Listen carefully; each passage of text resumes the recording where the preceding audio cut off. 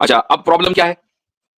Problem यही है कि यहाँ पे खुद बहुत सुनते जाते हैं कि इस्लाम में जो होता है कि मुसलमानों के जो अल्लाह ताला होते हैं, वो बहुत उन पे से रहम खाते हैं, ठीक है?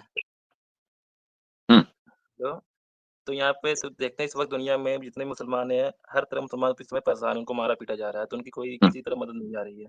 हुँ, अभी फ़िलिस्तीन में देखते हैं कि कितने मुसलमान वहाँ मारे जा रहे हैं, बच्चे मारे जा रहे हैं, तो हुँ, उनके ऊपर मदद क्यों नहीं आ रही है? अच्छा, ठीक, सही है। तो सबसे पहली बात तो ये है कि आपसे ये किसने कह दिया कि अगर आप मुसलमान होंगे तो आपकी जन्नत यहीं से शुरू हो जाएगी?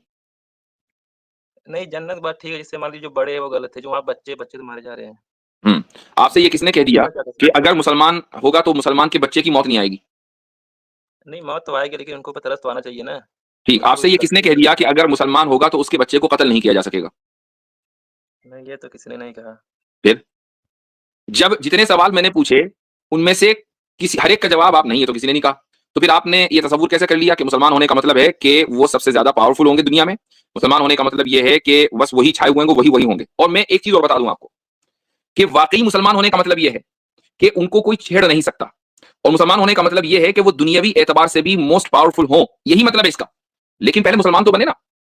अगर आप कहने को मुसलमान हो और नहीं, हरकतें नहीं आपकी सारी hold on, let me complete. कहने को आप मुसलमान हो, हरकतें आपकी सारी गैर मुस्लिमा वाली हो, निज़ाम आपका गैर इस्लामी हो, फाइनेंशियल सिस्टम आपका गैर इस्लामी हो, कैपिटलिस्ट के आप गुलाम हो, एजुकेशन सिस्टम आपका गैर इस्लामी हो, कुरान और सुन्नत आपकी जिंदगी में कहीं ना हो, कुरान और सुन्नत आपका कॉन्स्टिट्यूशन ना हो, और फिर आप ये कहें कि यार ये सब क्या हो रहा है, दुनिया हमारे खिलाफ क्यों है? भाई जब तुमने दुनिया की गुलामी की है तो तुम तो गुलाम रहोगे ना।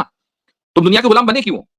तो अब आप, मैं आपकी बात नहीं कर रहा हूं, आप मुझे डिस्टर्ब लग रहे हैं, लेकिन एक आम मुसलमान के जहन में अगर ये बात आ रही है तो ये सूरत हाल इसलिए है कि आपने खुद गुलाम बनने को कबूल किया है।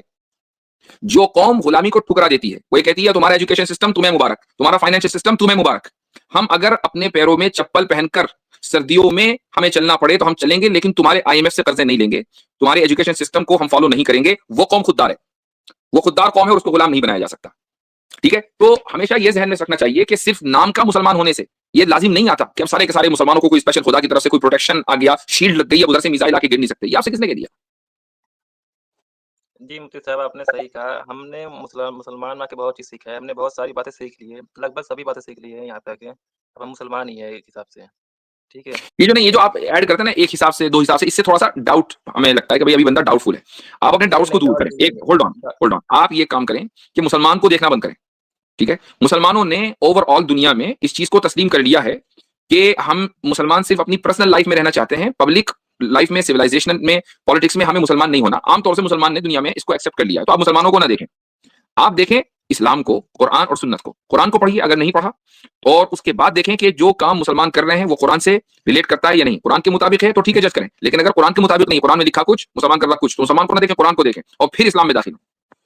नहीं, नहीं हमने इस्लाम में दाखिल हो गए पूरी तरह से, बस नाम ही नहीं चेंज हुआ है। हमने सारी चीज़ सीख भी ली है मुसलमान में आके, नमाज़ कैसे पढ़ा जाता है, कुरान शरीफ भी पढ़ना आता है हमको। हम्म। ठीक है, हमने सारी बातें सीख ली, बस यही कन्फ्यूज़न था कि इस वक़्त मुसलमान परेशान क्यों है इस दुनिया में, इनके साथ क्यों नहीं कोई दे रहा है।